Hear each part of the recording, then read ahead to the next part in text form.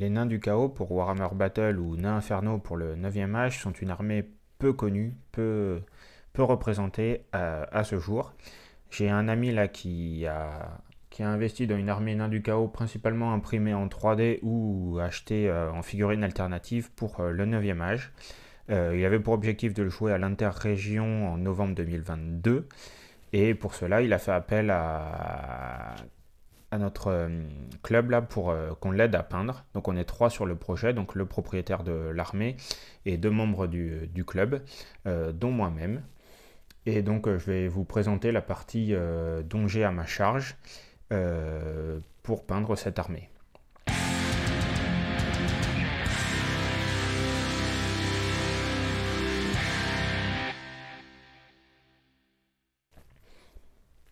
Donc la première unité que j'ai peinte, c'est vraiment les troupes, la masse que j'ai. J'ai eu la chance moi d'avoir qu'une seule troupe complète à peindre, étant donné que je suis un peintre qui est assez lent. J'ai préféré me positionner plutôt sur les grosses pièces et les pièces uniques que sur la troupe. Donc j'ai juste eu cette troupe complète à peindre puisque c'est là-dessus que j'ai fait ma figurine test. Donc là, le schéma de couleur était imposé, c'est celle de la boîte de base des figurines avec une grosse dominance rouge, métal et or, même si l'or est un métal bien sûr, mais c'était pour différencier de la partie armure. Et bien sûr, tout un thème lave sur les socles. Alors bon, j'ai pas pu faire grand chose puisque les figurines ont été livrées déjà soclées. Donc j'ai dû m'adapter, j'ai pas pu créer énormément de volume, mais j'ai tout texturé à la pâte à texturer et j'ai fait quelques cratères ou volcans au polystyrène ou au liège en fonction de la place disponible sur le socle. Donc voilà pour une première unité, donc 24 figurines qui sont prêtes. Alors le niveau de peinture c'est du tabletop, hein, juste c'est de la peinture de jeu. L'idée est d'avoir un bon rendu à une distance respectable de jeu et de ne pas négliger le dos, puisque bien sûr quand on joue, nous, on voit ces figurines que de dos. Donc, pas de raison qu'il n'y ait que l'adversaire qui voit que la partie intéressante. En suivant de ces figurines, donc, je me suis amusé avec un unit filler, donc tout imprimé en 3D. Là, la figurine était déjà sur un socle texturé, donc le gros rocher était déjà présent. J'ai juste rajouté quelques textures avec la pâte à texturer sur toute la partie du sol. Bien sûr, la lave et les herbes cramées, calcinées. Et ensuite, là, j'ai poussé le niveau un peu plus loin, surtout sur la peau du personnage qui est bien présente. Donc on voulait quelque chose d'assez musculeux, d'assez bien dessiné, d'assez bien taillé. Et pareil sur le gobelin, on voulait rester sur quelque chose d'assez sombre, d'assez terne pour bien trancher avec la lave. Et donc je me suis bien fait plaisir sur cette figurine où j'avais beaucoup moins de contraintes de couleur puisque finalement la partie euh, armée c'est que la partie du code de la couleur de l'armée, c'est juste la partie inférieure de la figurine. Et après j'ai pu me faire un peu plus plaisir sur le reste de la figurine. Voilà, voilà. On continue avec les héros. Donc là, on a le sorcier. Donc là, c'est pareil, le schéma de couleur imposé, donc toujours dans les mêmes thèmes, rouge, or, métal argenté, euh, de l'armée. Et les flammes étaient également imposées en couleur verte. Je suppose que c'est pour trancher vraiment avec l'armée, avec le reste des couleurs de l'armée, mais c'était ma première fois que je faisais une flamme verte, donc c'était bien drôle. Ça reste améliorable. J'ai peut-être pas assez creusé l'écart entre les lumières et les ombres là, sur le début. Mais ça, de loin quand même, ça fait tout de suite le travail. Là aussi, une musculature assez saillante. L'idée est d'avoir quelque chose d'homogène hein, entre toutes les figurines, sans pousser le détail trop loin, puisque faut enchaîner, faut que l'armée soit prête à temps.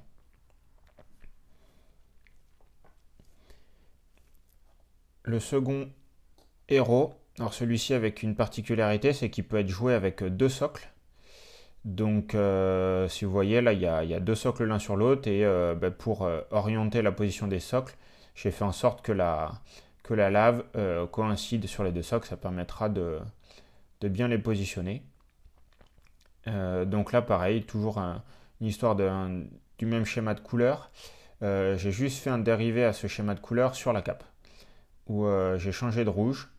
Je suis allé dans un rouge plus profond, un rouge plus noble, pour pouvoir aussi traiter un peu plus de lumière. Je ne sais pas si on le voit bien là à la caméra, mais l'idée était d'aller plus loin dans les ombres, plus haut dans les lumières, sachant que l'idée est de rester sur une armée quand même assez sombre, assez terne, pour faire ressortir tout ce qui est lave et flamme. Donc les montées en lumière sont très courtes, vraiment que sur les extrémités, là on le voit sur le haut du chapeau, et c'est surtout après sur tout ce qui est cornes, sur tout ce qui est ossements, et bien sûr la flamme et la lave là qui ressortent bien. L'idée est d'avoir de loin un rendu quand même très visuel, très, très sympa. Là on change un peu de gamme. Les nains du chaos, nains infernaux, là ont accès à des gobelins, soit en tant qu'esclaves, soit en tant que mages. Là, il a une très belle figurine là d'un chaman gobelin. Alors celle-ci, je me suis vraiment vraiment fait plaisir. J'avais pas de code couleur à me poser, donc je suis juste reparti sur la même peau bien sûr que l'esclave gobelin qu'on a vu avec la figurine précédente, pour garder la cohérence, même traitement de l'os aussi par rapport à tout le reste de l'armée. Et l'idée du vert est de montrer qu'on n'est pas au stade de flamme là, mais vraiment au stade plus presque d'une pâte, d'un liquide visqueux et coulant. Et ensuite, la figurine était équipée d'un patchwork que j'ai traité vraiment comme un patchwork, hein. Ça reste, même si c'est un chaman gobelin, ça reste quand même des esclaves. Il a récupéré des bouts de tissu à droite et à gauche. Et donc là, il s'est amusé à tout coudre, euh, les fils un à un. Et là, c'était vraiment très très drôle. Euh, ouais, une très très belle figurine. Je regrette presque de ne pas l'avoir en double pour la garder pour moi, soit pour Donjons et Dragons, soit pour un autre jeu. Mais vraiment, vraiment très sympa, très dynamique. Le visage vraiment très expressif. Vraiment, vraiment chouette. Très, très, très, très belle figurine. Donc ça, c'est toute la partie que j'ai terminée. On va dire heureusement, puisque on est début novembre et l'interrégion, c'est dans 2 semaines et demie maintenant, 3 semaines. Donc il me reste encore à finir les pièces maîtresses que j'avais à peindre. Donc il s'est commandé 2 machines de guerre. Alors je vais vous montrer la première. Donc celles-ci sont arrivées non assemblées. Elles sont surtout arrivées toutes cassées. Ça a été la grosse misère à assembler. C'est du green stuff de partout. Parce qu'il n'y a rien qui tenait, sachant que la résine est d'assez mauvaise qualité, ça collait très mal. Et surtout, j'avais pas le plan, donc pas de schéma de montage, et il y avait beaucoup de pièces. Donc j'ai fait un peu comme j'ai pu, c'est peut-être pas la forme officielle, mais c'est bien drôle quand même. Alors attendez, je vais faire un peu de place derrière pour qu'on y voit un peu plus clair et qu'on se focus sur la figurine. Donc celle-ci, elle n'est pas finie. J'ai traité la plus grosse partie de la figurine en elle-même. Là, j'ai fait tous mes ombrages aujourd'hui. Il me reste maintenant à faire tous les éclaircies. Remonter tout en couleur, sachant que le gros focus, c'est sur la bestiole. Donc là, c'est la seule consigne que j'ai. J'avais aucun schéma de couleur. L'idée était de rester cohérent. Donc je suis resté sur le rouge et or pour toutes les parties armurées. Le métal, voilà, toujours pour toute la partie métallique. Je suis allé dans le cuivre pour toute la partie machinerie. Donc ça, je me suis un peu fait plaisir, ça fait un peu steampunk. Euh, et j'ai surtout traité vraiment la bête qui porte toute cette armure, qui va rester vraiment mise en valeur. Donc je vais faire finalement peu de lumière sur le reste de la figurine pour pas attirer l'œil.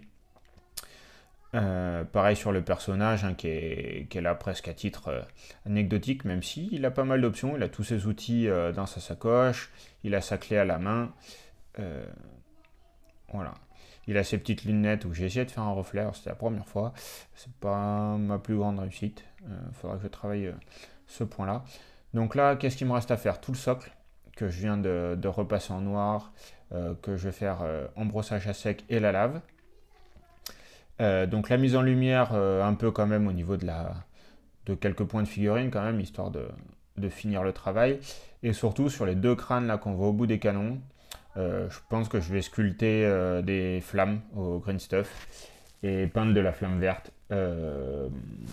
Assez discrète, pas de la très grosse flamme, mais pour faire ressortir vraiment en vert toutes les figurines majeures de l'armée. Finalement maintenant, tous les personnages ont des flammes vertes, donc je trouvais un peu dommage finalement euh, que ces figurines maîtresses en aient pas. Alors, je vais vous montrer la seconde, donc qui est bien sûr le même modèle, donc qui est arrivé dans le même état, hein, cassé de partout, sachant que le socle est imposé par le jeu et que bah, il est trop petit pour la figurine qui a été fournie. Donc j'ai un peu triché, j'ai rehaussé et l'idée était d'avoir des postures différentes. Donc celle-ci est bien posée à l'arrière et du coup à sa jambe avant sur un rocher que je finirai de sculpter et de peindre en suivant. Là, je suis au même niveau de peinture, j'avance les deux en parallèle. Donc il me reste bah, toutes les mises en lumière aussi, des éléments à sculpter les flammes. Je vais quand même poser la question bah, au possesseur de l'armée si ça l'intéresse, mais bon, je suis assez confiant là-dessus. Donc voilà, donc juste les deux côte à côte pour voir les différences de pose. J'ai essayé d'en rendre une un peu dynamique en train de marcher, donc ça c'est celle-ci.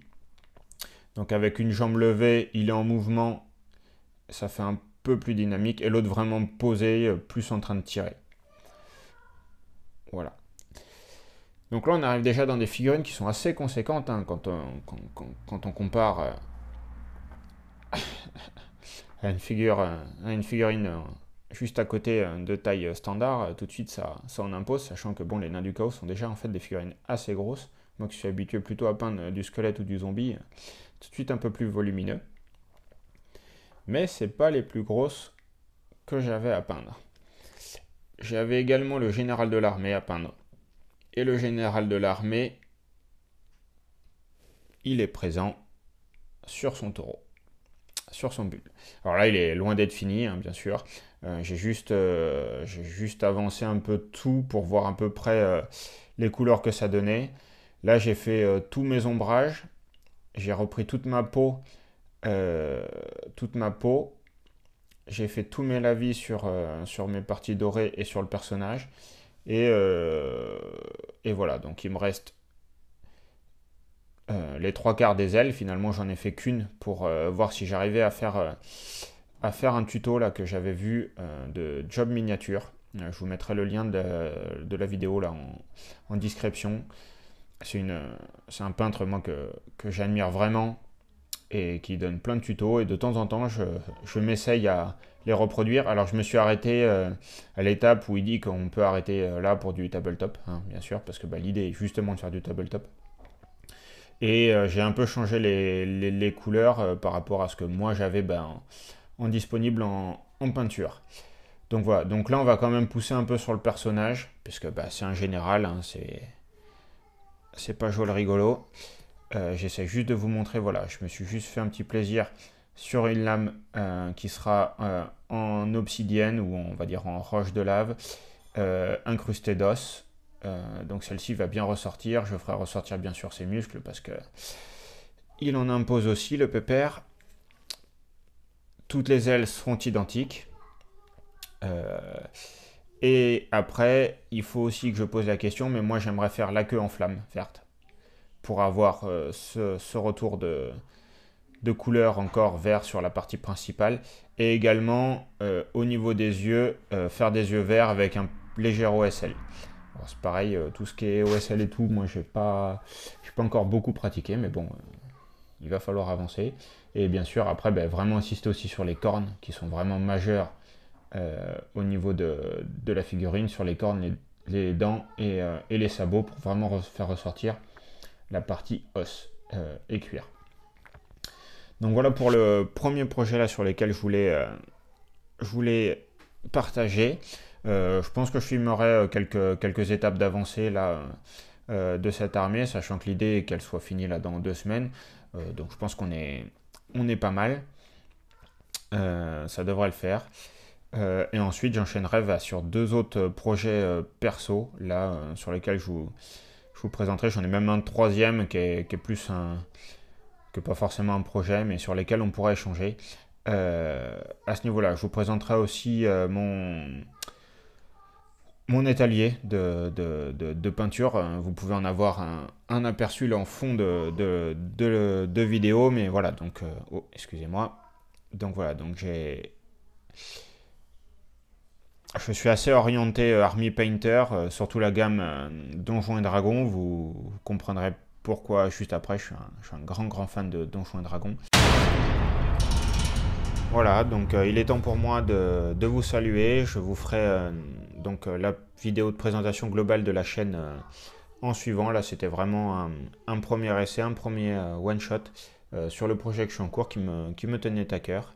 Et j'espère que vous pourrez me suivre dans l'avancée des autres gros projets. L'idée est vraiment de faire du gros projet qui va mêler impression 3D, green stuff, un peu de sculpture, de la peinture bien sûr, reproduire voilà, des maps de Donjons et Dragons, tout un bestiaire. J'ai toute mon armée de 9e âge là où Warhammer là, à repeindre maintenant que je sais un peu mieux peindre, puisque j'avais juste fait vraiment de la peinture très rapide, mode 3 couleurs pour des tournois. Là, j'ai pris la formation de Guillaume là, de apprendre la peinture sur figurine. La formation s'appelle Ma Première Figue. Je vous montrerai le résultat d'ailleurs de la formation sur des figurines un peu plus poussées. Moi, je la recommande vivement. Ça m'a vraiment changé la vie au niveau peinture et maintenant j'ai même mis le hobby de côté, le jeu de côté pour peindre. C'est vraiment ce que je préfère et vraiment construire tous les univers. Donc en gros, les 3 gros projets sur la chaîne, ça sera de reproduire toute une campagne de Donjons et Dragons 5e édition. Je suis en train de sélectionner le livre là, sur lequel on va travailler. J'en ai un là qui ressort un peu du lot, qui pour débuter est bien. Donc créer tout un donjon modulable en 3D, aimanté, tout le bestiaire qui va avec, les figurines des personnages qu'on jouera avec ma femme, puisqu'on joue le soir à Donjons et Dragons et éventuellement avec notre fils là, mais qui est encore un peu petit, qui lui préfère jouer les dragons. Et donc ça c'est le premier projet. Le deuxième, je vous présenterai mon armée 9e âge contre vampire, que je repeins mais que je refais pas en entière. Je redécape pas tout, je fais juste quelques améliorations, quelques cohérences et bon elle sera en état mais elle est jouable.